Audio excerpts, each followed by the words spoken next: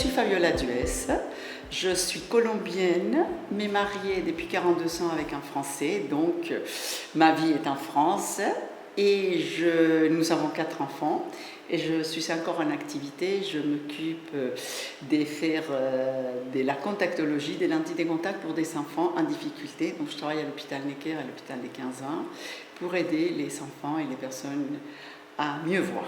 Et vous avez aussi une mission d'église. Alors voilà, donc par la grâce du Seigneur qui choisit souvent l'avorton que je suis, comme disait Saint Paul, par une grâce particulière de Monseigneur Gaucher, donc, et à son insu, je suis une formation d'études terrésiennes, de l'IET qu'il a fait à l'ICE, dont on peut se former, et donc je suis dépositaire d'une relique des Thérèse de Lisieux et des parents Martin, donc je vais participer pas mal pour la béatification et la canonisation. Et donc voilà, j'ai la grâce de pouvoir, parce que mon Seigneur m'a demandé donc de me former pour pouvoir diffuser le message de Thérèse et de sa famille en tant qu'espérance pour les familles aujourd'hui. Des familles, et particulièrement ce portrait de la femme de Zélie Martin. Voilà, donc, vous n'êtes pas venue toute seule, je crois. Non, l'intervention qui aura lieu donc pendant ce congrès pour la gloire des dieux, et je suis accompagnée des reliques de Thérèse et de ses parents. Et voilà, donc ils m'accompagnent. Vous êtes venue avec les reliques. Je suis venue avec les reliques. De Sainte Thérèse, de la petite Thérèse. De la petite Thérèse et de ses parents. Et bien sûr, de lui et Zélie Martin. Louis et Zélie Martin. Vous allez bien sûr sensibiliser ces femmes au congrès sur ces portraits-là, ce qu'a apporté plus particulièrement. Alors là, je me limiterai à Zélie Martin.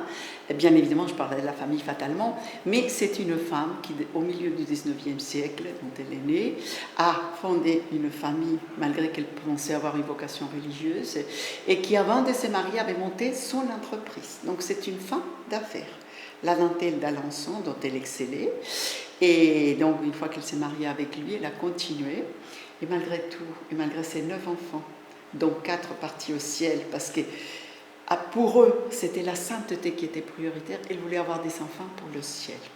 Et donc, c'est ces portraits des femmes priantes, mères des familles, et qui a été chef, directrice de son entreprise des dentelles d'Alençon grâce à l'aide de son mari.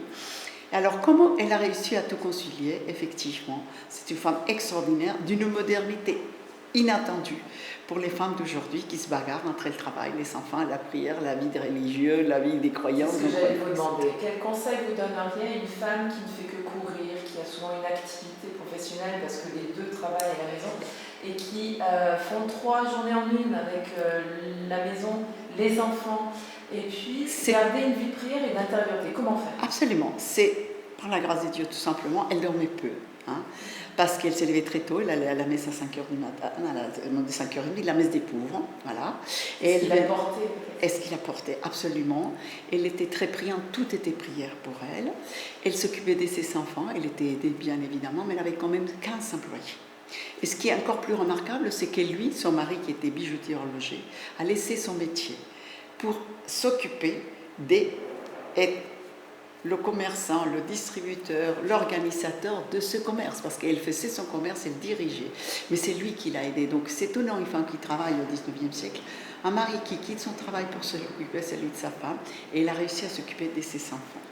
Donc, pourquoi vous dites qu'ils sont modernes? Ils ont quelque chose à nous dire aujourd'hui? Tout simplement parce qu'une femme qui travaille et qui a des enfants, d'autant un mari qui quitte, ce qui est souvent le cas aujourd'hui, beaucoup de femmes qui travaillent, le mari il doit se déplacer à cause ou grâce à sa femme, ou vice-versa. Donc c'est cette mobilité qui est extraordinaire. Et vous me dites pourquoi, comment elle arrivait à tout faire? Par la grâce de Dieu, bien sûr, par une grande maîtrise d'elle-même, et par un abandon total à la divine providence. Et elle était fatiguée, elle le dit elle-même, par moments, elle est morte très jeune, à 47 ans, d'un cancer du sein, donc cancer du sein. Elle est sainte, son mari a un problème de dégénérescence sénile, donc malade mental, ils sont saints aujourd'hui. Et ils nous donnent cet exemple. Et le plus grand des exemples, bien sûr, Thérèse, la plus grande sainte des temps modernes, mais Léonie, qui a été leur fille en difficulté, et dont elle s'est souciée beaucoup, son procès est ouvert, la béatification de Léonie, la sainte des tout petits, des bonariens, des petits moutons noirs de la famille. Et elle fait, elle, Léonie, l'éloge de la lenteur. attention. Donc, nous dit des coups et sous. Parce qu'elle a vu que sa maman faisait beaucoup de choses lentement. Il y a une phrase de Napoléon qui m'a toujours frappée, moi qui viens d'Amérique du Sud. Je suis pressée, allons-y lentement. Donc l'apologie de la lenteur, c'est vrai que c'est un peu tendance aussi aujourd'hui parce que tout le monde court, ça va trop vite avec les réseaux sociaux internet. Donc on réapprend à faire les choses se mouvoir calmement, posément. Pour retrouver la paix, pour se passer. Voilà, parce qu'elle ne trouvait cette paix intérieure dont elle rayonnait que par la prière des contemplations, la prière d'adoration, la prière du chapelet, et elle était Marthe et Marie à la fois. Et c'est cette prière qui la faisait maintenir.